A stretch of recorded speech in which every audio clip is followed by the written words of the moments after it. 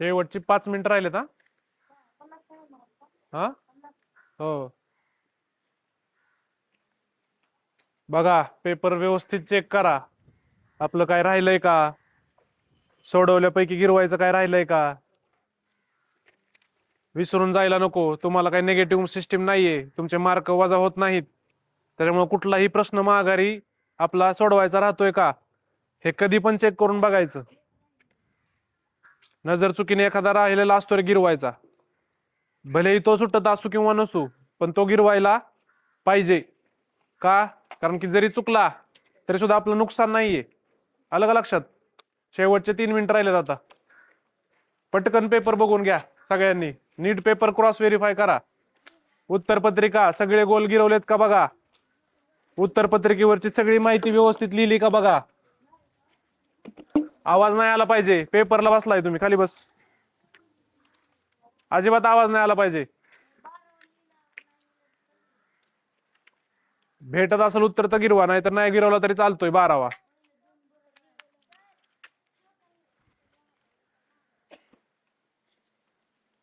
ठीक आहे, राहू दे.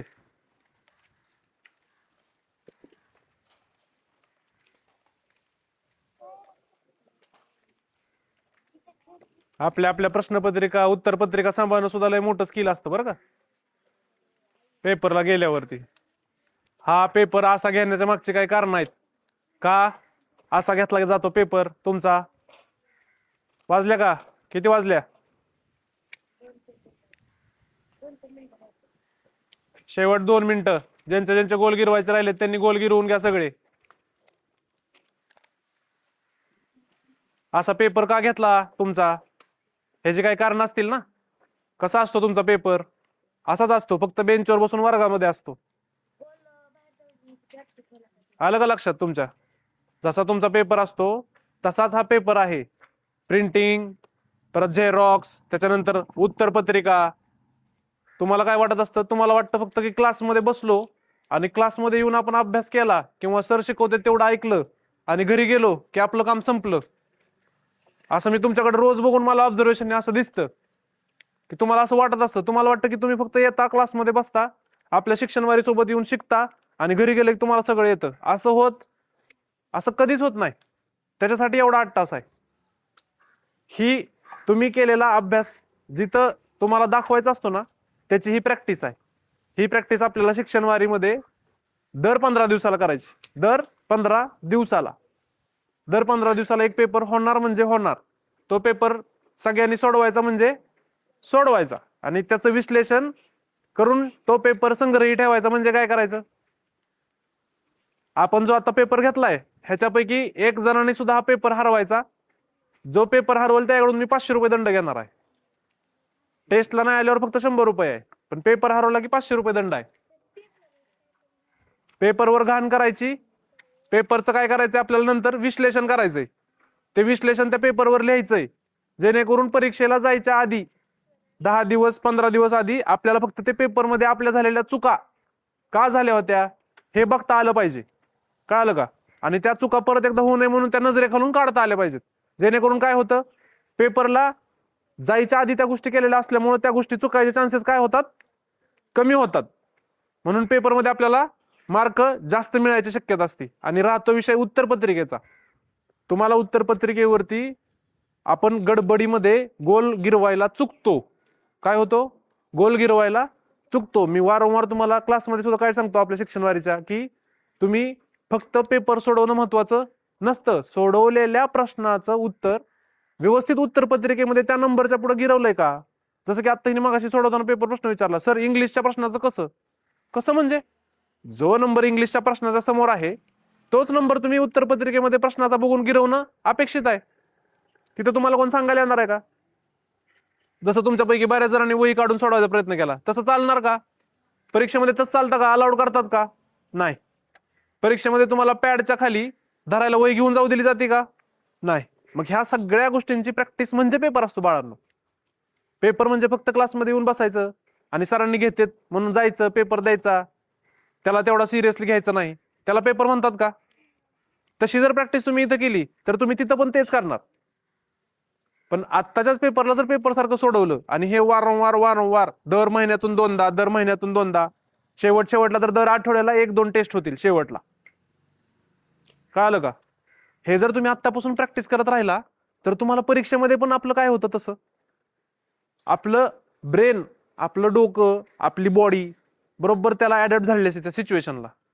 कळालं का? म्हणजे त्या पेपरमध्ये आपल्याला काय, जसं की आपण काय केलं आता आल्या पहिल्यांदा 5 मिनिटं काय केलं आपण, ताट बसून डोळे झाकून शांतपणे काय केलं आपण, श्वास, दीर्घ श्वास घेतला आणि सोडला.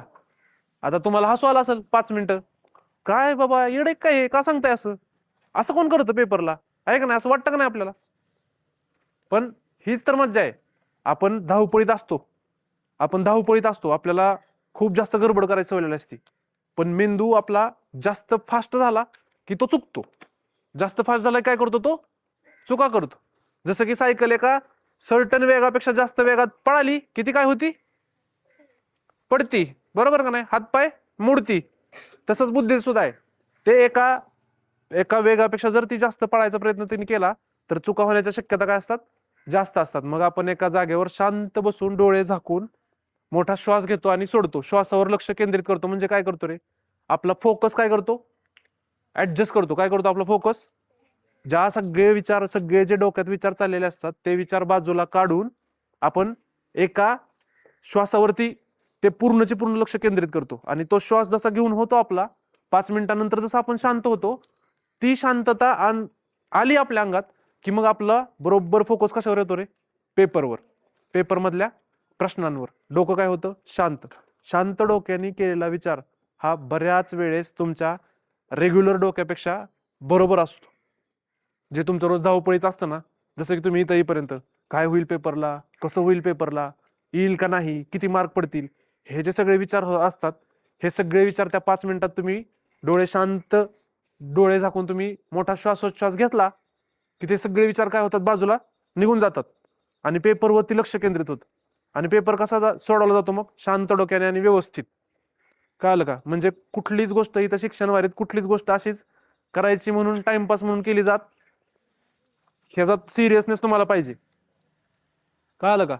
तुम्ही कुठल्याही वर्गात असा, तुमची बुद्धी तुम्हाला कधीच म्हणत नाही की तुम्ही ह्या वर्गातला आहे म्हणून तुम्हाला ही गोष्ट येणं शक्य नाही. जसं की आता 4थीच्या वर्गात आपल्यासोबत काही जण 3रीचे बसतात, 7वीच्या वर्गात काही जण 6वीचे बसतात. पण आपण काय केलंय, सगळ्यांनी मिळून बसून सगळ्यांनी आपली आपली पुस्तक काढून बघितलेत. कोणी ATS चं काढलंय, कोणी मंथनचं काढलंय, कोणी स्कॉलरशिपचं काढलंय. प्रत्येकाने आपलं आपलं पुस्तक काढून बघितलं, किती टक्के वेगळं आहे त्याच्यात, किती टक्के वेगळं आहे बघितलं ना आपण सगळ्यांनी.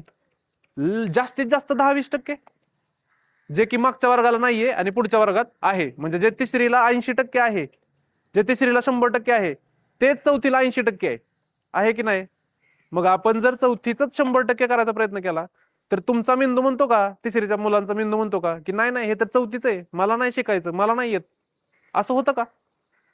उलट तिथं 2 चुका जास्त झाल्या त्याच 3रीच्या होतात का रे नंतर, 6वीच्या मुलांच्या होतात का नंतर? मग हेच जर पेपर तुम्ही आता सोडवला, आता 5वीच्या पोरांनी नवोदयचा पेपर सोडवला, 4थीच्या मुलांनी स्कॉलरशिपचा पेपर सोडवला, हीच 3रीची मुलं परत 4थीत जाणार, हीच 4थीची मुलं परत 5वीत जाणार, तुम्हीच 5वीचे परत 6वीत जाणार आणि 6वीचेच परत कितवीत जाणार. मग गोल गिरवण्याची प्रॅक्टिस जर तुम्ही 3रीतच केली तर 7वीत काय होतं, गोलाचा एवढा गोल होतो काय, होतो का? मग अडचण काय आहे, अडचण काय? 3री पासूनच जर आपण गोल गिरवायला शिकलो तर 4थी पर्यंत आपण प्रो मॅक्स होऊन जातो गोल गिरवण्यात.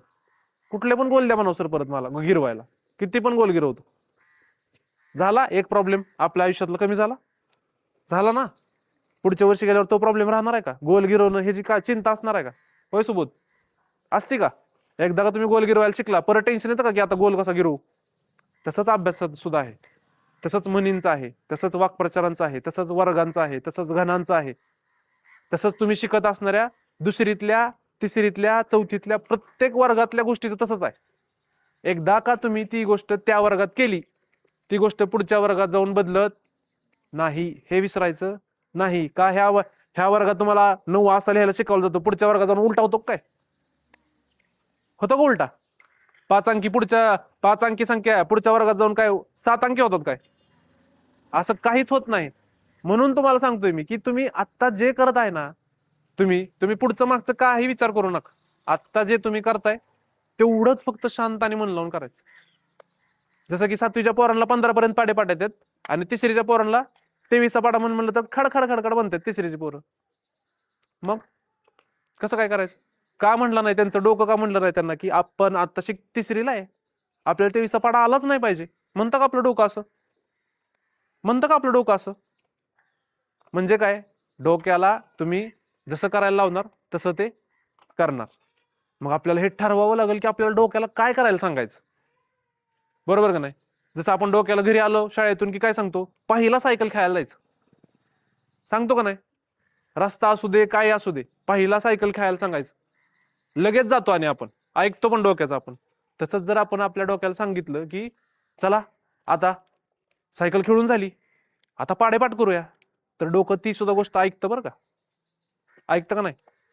आणि तुम्ही जर तोच पाडा घरी शांत डोक्याने काय करायचं, तुम्हाला आयडिया सांगतो मी. कुठलाही पाडा वर्ग तुम्हाला कुठलीही गोष्ट पाठ करायची असू द्या, आयडिया आहे त्याच्या मागे काय. एकदा वाचायची, दोनदा वाचायची, एकदा लिहून घ्यायची. काय सांगितलं मी तुम्हाला? दोनदा वाचायची, एकदा लिहून घ्यायची. त्याच्यानंतर सेम प्रोसेस कोणती, जी आता आपण केली पेपरच्या आधी 5 मिनिटं. काय केलं आपण? डोळे झाकून शांत बसलो. मग काय सांगतोय बघा मी, दोनदा वाचली, एकदा लिहिली की डोळे झाकून शांत बसायचं. 3 वेळा असा असा मोठ्याने श्वास घ्यायचा आणि सोडायचा, आणि परत आठवायचा प्रयत्न करायचा काय की आता मी 2 वेळा काय वाचलं आणि 1 वेळा काय लिहिलं. बरोबर? असं तुम्ही 3 वेळा करून बघा. फक्त ही सेम प्रोसेस तुम्ही 3 वेळा करून बघा आणि मग माझ्याकडे भेटायला या. तुमचं पाठ होतंय का नाही होत हे मला बघायचं. राहील का लक्षात? काय करायचं ते? तुम्ही जे म्हणता ना की सर पाठच होत नाही, पाठच होत नाही, अरे पाठ कसं होत नाही? आजपर्यंत सगळ्यांचं झालं, तुमचंच कसं होत नाही पाठ? मोबाईलने आपल्याला ती सवय लागली बाळांनो, घाणेरडी. हे लक्षात घ्या तुम्ही एक गोष्ट, मोबाईल तुमची बुद्धी खाऊन टाकायला लागलाय आणि मोबाईल बघायला बुद्धीचा वापर करावा लागत नाही. हा, मोबाईल मध्ये जर शिक्षण व्हायचं लेक्चर राहून बसला तर मग मी डोकं खायला आहेच, आहे ना. रोज माझं काय काम आहे? डोकं खाणं तुमचं, ह्याच्याशिवाय माझं काय काम नाही. बरोबर का नाही? पण मोबाईल तसं नाही करत. मोबाईल तुम्हाला जे पाहिजे ते सगळं समोर आणून देतो तुमच्या. तुम्हाला अजिबात विचार करायची गरज पडत नाही. मोबाईलला जर तुम्ही सांगितलं मला 10चा पाढा दाखव, तर तुम्हाला 10चा पाढा लगेच दाखवणार. पण तिथंच जर तुम्ही मला विचारलं 10चा पाढा दाखव, मी काय म्हणणार? अक्कल आहे का तुला? असं म्हणणार मी लगेच. 10चा पाढा कोणाला येत नाही? दाखव बरं मला पाठ करून. मी कामाला लावतोय ना तुम्हाला, आहे ना. मी कामाला लावतोय, मग कामाला लावलं, काम कोणाला पाहिजे? काम कोणालाच नको आहे. सगळ्यांना सगळं हातात पाहिजे, आयतं पाहिजे. आई वडिलांनी केलेलं कष्ट घरी येऊन मोबाईलच्या रिचार्ज मध्ये चाललं. बरोबर का नाही? शेतात उद्या जर न्यायची वेळ आली, शेतात नेऊन जर तुम्हाला 8 तास काम करायला सांगितलं तर चालणार आहे का? बरं, ते करावं लागल बाळांनो. इथं जर ह्या सगळ्या गोष्टी सिरियसली नाही केल्या, तुम्ही ह्याला जर गांभीर्याने नाही घेतलं, तर उद्या तेच करावं लागेल. ते पण तुमच्याकडे शेत असेल तर, नाहीतर लोकांच्या शेतात दिवसभर रोजाने कामाला जावं लागेल. मग हे आयुष्य तुम्हाला जगायचंय का? हे तुम्ही ठरवायचं. ज्याने त्यांनी ज्याला त्याला आयुष्य, जसं मी तुमच्या समोर उभा आहे आता, मी एमपीएससीतून अधिकारी पद मिळवलंय का? अजून तरी काय माझ्या हातात आहे का? नाही. पण मी काय केलं रे, त्या अभ्यासातून मला जे मिळतं, मला जे येतं, त्याच्यातून मी मला कसं जगायचं हे ठरवलं आणि तुमच्या समोर मी उभा आहे की नाही? तसं तुम्ही कुठला अभ्यास करायचा आणि त्याच्यातून तुम्हाला काय बनायचं हे तुमच्या समोर आत्तापासूनच ऑप्शन आहे. तुम्ही आत्तापासूनच ती गोष्ट ठरवून त्याच्यावरती जर अंमल केला, तर मला नाही वाटत की कुणाला ज्याला जे पाहिजे त्याला ते मिळू शकत नाही. बरं, शिक्षणवारी सारखं आम्ही आहे ना तुमच्या मागं, पाठीमागं आहे ना आम्ही तुमच्या. तुम्हाला ठरवावं लागेल आत्तापासून. हा, ध्येय बदलतं, कधी कधी ते बदलतं सुद्धा. तुम्हाला एखादी गोष्ट आत्ता होऊ वाटत असेल तर तुम्ही अजून थोडं मोठं झालं तुम्हाला वेगळं काहीतरी होऊ वाटत असतं. पण ती सगळं होत असताना त्या सगळ्यांच्या गोष्टीमध्ये एक गोष्ट कॉमन आहे बाळांनो. काय काय असेल? अभ्यास. काय? आत्ता केलेली गोष्ट तुमची बदलणार नाही. आत्ता तुम्ही केलेली गणित, आत्ता केलेली बुद्धिमत्ता, आत्ता केलेलं इंग्रजी, आत्ता केलेलं मराठी, तुमची परीक्षा बदलल. तुम्ही द्यायची परीक्षा, तुम्हाला आज आर्मीत जाऊ वाटत असेल, उद्या तुम्हाला पोलीस भरतीत जाऊ वाटेल. बरोबर का नाही? उद्या तुम्हाला पोलीस भरतीत जायचं असेल, तुम्हाला एनडीए जॉईन करू वाटेल. बरोबर ना? किंवा इंजिनिअरिंगच्या ऐवजी मेडिकलमध्ये जाऊ वाटेल. पण त्यांनी काय बदलतं? त्यांनी तुमची परीक्षा बदलली, अभ्यास बदलला का? पुस्तकं बदलली का पाडे बदलले, उलटे झाले का? हे लक्षात ठेवा तुम्ही. म्हणून मी तुम्हाला सांगतोय वारंवार की आपली जी टेस्ट आहे, आपण जे हे सगळं करतोय हे कशासाठी रे?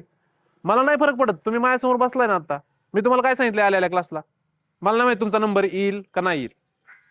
सांगितलं ना मी तुम्हाला बजावून, तुमचा नंबर येईल का नाही येणार हे मला माहित नाही. माझं काम फक्त एकच आहे, काय? मी तर शिकवणारच. आपलं ठरलंय कोण दमतोय बघायचंय, शिकवणारा दमतोय का शिकणारा दमतोय. त्याच्यामुळे ती तर कॉम्पिटिशन आपली शेवटपर्यंत चालू राहीलच. त्याच्यासाठी शिक्षणवारी खंबीर आहे, तुम्ही तर टेन्शन घेऊ नका. पण इथं काय होतंय, माझं एकच म्हणणं आहे की मला इथं एकच काम करायचंय, मला तुमची डोकी चालवायची. डोकं चालवणं ही एक कला आहे, कळालं का? नाहीतर चालणाऱ्या डोकं कसं पण चालतं. काही लोकांचं दारू पिऊन चालतं किंवा दारू पिण्यात चालतं काही लोकांचं. मग आपल्याला ते तसं चालवायचंय का? चालवायचंय का तसं आपल्याला? नाही. हे शिकावं लागेल का नाही? हे शिकावं लागेल. डोकं कसं चालवायचं ही एक कला आहे. नुसते भाषण पाठ करून, मोठ्या मोठ्या नेत्यांची नुसती भाषण पाठ करून काहीच होत नाही, बरोबर ना? जे काय मोठे मोठे जयंत्या वगैरे साजऱ्या करतो आपण, त्या नुसत्या साजऱ्या करून किंवा ते नुसतं पाठ करून काहीच होत नाही. त्या लोकांनी काय केलं, कोणता अभ्यास केला, तो अभ्यास त्यांनी त्यांच्या आयुष्यात कसा वापरला, आणि तो वापरल्यामुळं काय झालं. जसं की आपला देश स्वतंत्र झाला, काल ऑगस्ट क्रांती दिन होता, हा होता ना, चले जाव आंदोलन चालू झालं होतं महात्मा गांधींनी. तेवढं नुसतं आपण भाषण पाठ करतो आणि भाषणात म्हणतो महात्मा गांधीजींनी चले जाव आंदोलन उभा केलं. अरे पण का उभा केलं? त्यांनी काय झालं? ते उभा केल्यामुळं काय झालं? आपल्या देशावर त्याचा कसा परिणाम झाला? आपल्या देशाला स्वातंत्र्य मिळालं का नाही मिळालं? ते त्यांनी कुठल्या मार्गाने केलं? शांततेने केलं का संसदेवर जाऊन बॉम्ब फेकले? काय केलं? ह्या गोष्टी आपल्याला अभ्यास करणं किंवा ह्या गोष्टी आपल्याला माहित असणं गरजेचं आहे बाळांनो. त्यांनी काय होतं, विचार, तुमच्या विचारांची दिशा बरोबर होती, कळालं का? आपण कुठल्या गोष्टीसाठी कुठला मार्ग वापरला पाहिजे हे आपल्याला भविष्यात लक्षात येतं. आता सगळ्यांनी आपली आपली उत्तरपत्रिका दाखवा अशी वर करून, मला बघायची नेमकं तुम्ही काय केलंय.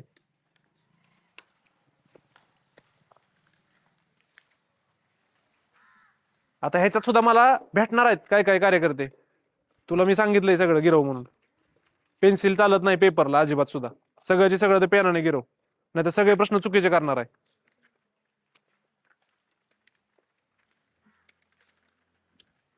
सगळ्यांनी आपलं आपलं नाव चेक केलंय का? क्रॉस व्हेरीफाय केलंय का आपलं आपलं नाव? गोल व्यवस्थित रंगवलेत का?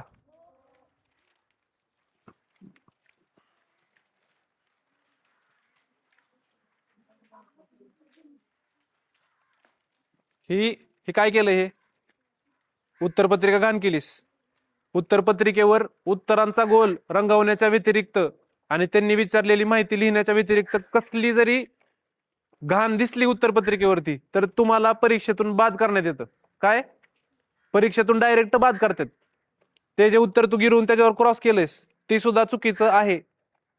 ते सुद्धा तुझा प्रश्न गृहीत धरणार नाहीत. आणि ती जर रेष समज वरच्या प्रश्नावरती गेली तर तुझे दोन्ही प्रश्न बाद होतात बरं का. नियम असतात कुठल्याही परीक्षेला, काय असतात? नियम.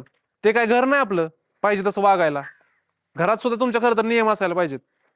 तुम्ही आई वडिलांना लय गृहीत धरायला चालू केलंय आणि त्यांना कदाचित वेळ नाही तुमच्यासाठी. कळतंय का तुला? सांगितलेलं कळालं का? इथून पुढे उत्तरपत्रिकेवर अजिबात कसलीच घाण चालणार नाही. ही उत्तरपत्रिका मला पुढच्या टेस्टला सुद्धा पाहिजे. आलं का लक्षात तुमच्या सगळ्यांच्या? कुणाला काय अडचणी? पेपरमध्ये एखाद दुसरी प्रिंटिंग मिस्टेक होऊ शकते. तुमच्यासारखाच मी पण नवीन आहे, मला सुद्धा काही गोष्टी शिकाव्या लागतात. पण शिकायला घाबरायचं नाही आणि चुकायला पण घाबरायचं.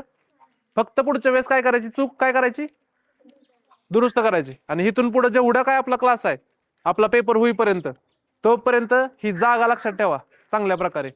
इथं आपल्याला लय वेळा बसायचे, लय वेळा बसायचं आपल्याला इथं. आलं का लक्षात सगळ्यांच्या? अजून काय अडचण आहेत का कोणाच्या? अशा प्रकारे आज आपली किती टेस्ट झाली शिक्षणवारीची? दुसरी टेस्ट. कशी गेली बघू की आता, ते कळेल की मला. सोपी गेली, अवघड गेली, त्याला किती मार्क पडतेत नाही पडतेत. पण एक लक्षात ठेवायचं, पण फक्त सगळ्या गोष्टी मार्कांवर अवलंबून असतात का रे? आज मार्क नाही पडली तर उद्या ती मार्क मिळवायची काय पाहिजे? भूक पाहिजे. कळालं का? समजा आज चूक झाली, आज येणारा प्रश्न जर चुकला असेल तर पुढच्या वेळेस तो कसा चुकणार नाही ह्याचं काम आपल्याला पुढची टेस्ट होईपर्यंत दररोज केलं पाहिजे. कळालं का? कारण की त्याच्या पुढं चौथी टेस्ट येणार, त्याच्या पुढं पाचवी येणार, त्याच्या पुढं सहावी येणार. दुसऱ्याच पेपर पासून पहिल्याच पेपर पासून जर चुकांचा दुरुस्त करायला लागला आपण तर जास्तीत जास्त किती चुका होतील? 10-15 पेपर पर्यंत होतील. त्याच्या पुढं 15 पेपर मधल्या 10-10 प्रश्नांच्या चुका म्हणलं तर किती धडे आहेत तुम्हाला? असे 20-30 धडे आहेत. एका एका धड्यातली 4-4 चुका जरी तुम्ही केल्या तरी तो धडा 4-4 वेळा रिव्हिजन करून होतो तुमचा, बरोबर ना? म्हणून चुकायला घाबरायचं, चुकायचं पण एक चूक नंतर करायची नाही, हे लक्षात राहील. शिक्षण वारीमध्ये आल्यावर हेच शिकायचंय बाळांनो. परीक्षा अशा खूप येत राहतात आयुष्यात. काय अशा आयुष्यात परीक्षा खूप येत राहतात. दरवर्षी तुम्हाला कंटाळ येत नाही का? 5वी झाली की 6वी, 6वी झाली की 7वी, परीक्षांची कमी आहे का आपल्याकडे? अरे तुमची 10वी झाली तरी तुम्हाला 12वी मध्ये परीक्षा आहे, 12वी झाली तरी तुम्हाला डिग्रीला गेल्यावर परीक्षा आहे, डिग्री झाली तरी सुद्धा तुम्हाला नोकरीसाठी परीक्षा आहे, आणि नोकरी झाल्यावर तर रोजच परीक्षा आहे. नोकरी झाल्यावर तुम्ही कुठल्या पदावर काम करताना ते पद म्हणजे दररोजची परीक्षाच असते. तिथं रोज चॅलेंजिंग, तिथं रोज काहीतरी काम असतं तुमच्यासाठी, रोज तिथं डोक्याला चालना द्यावी लागते. आपल्याला म्हणत असतात सगळेजण काय की काय एकदा नोकरी लागली काय टेन्शन आहे परत. सगळ्यात जास्त टेन्शन हे नोकरी लागल्यावरच असतं बरं का.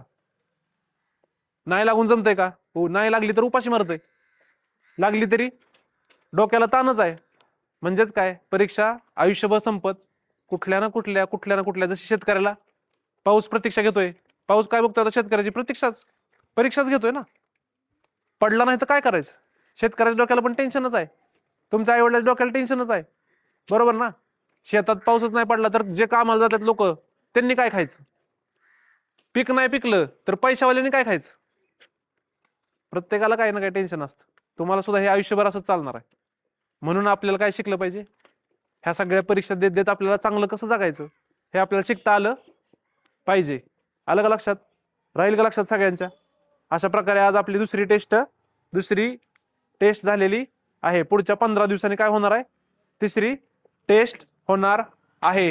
शिक्षण वारीमध्ये जसं क्लासमध्ये येतात तसं आल्याबद्दल, तुमच्या सगळ्यांच्या शिक्षण वारीमध्ये आल्याबद्दल काय